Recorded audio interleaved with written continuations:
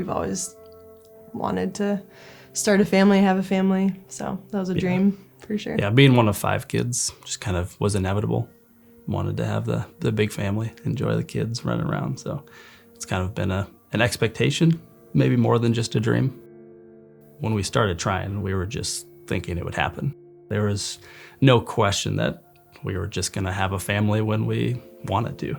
But then a year later, a really hard, long year later, we were 0 for 12 and it started kind of weighing on us a little bit heavier.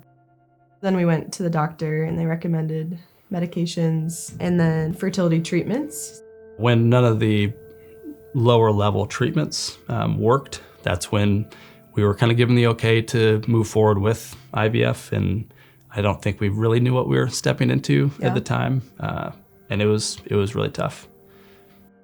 After the first one didn't take, we were able to basically do like back-to-back months of IVF, which is pretty rare. But we felt like it was an open door, and so we took it, and we ended up getting pregnant. Another build up to being hopeful again, feeling like this is it, it'll work, and then it didn't again, so. Yeah, there were a lot of moments where it felt like that was the Lord's way of saying, you know, I've got you, this is gonna work now, like you were faithful, I'm coming through.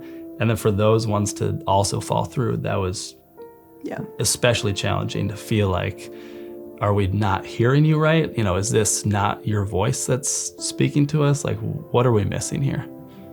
So very frustrating, a lot of disappointment, a lot of discouragement. Just felt like, what now?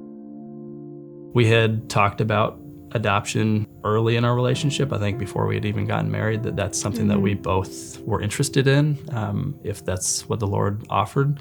And it just felt like maybe now is actually the time. So Kate signed us up for an informational adoption session, and we go to the meeting and find out that it's $25,000 to do the adoption process.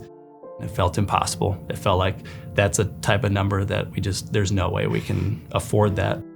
We told our good friends about all the money that was needed, and they looked at us and they were like, just believe God for all the money. It was like nothing to them. So we took their advice and started a GoFundMe. And within 6 days, we had over $30,000, which was way more than we even needed. It was like, it's just the most humbling thing. That was such a gift and something that we got to tangibly experience. Like, I think that's when we felt like, okay, this is like where, like he's been with us all along, and this is where we're supposed to be now, and he wants us to adopt a baby.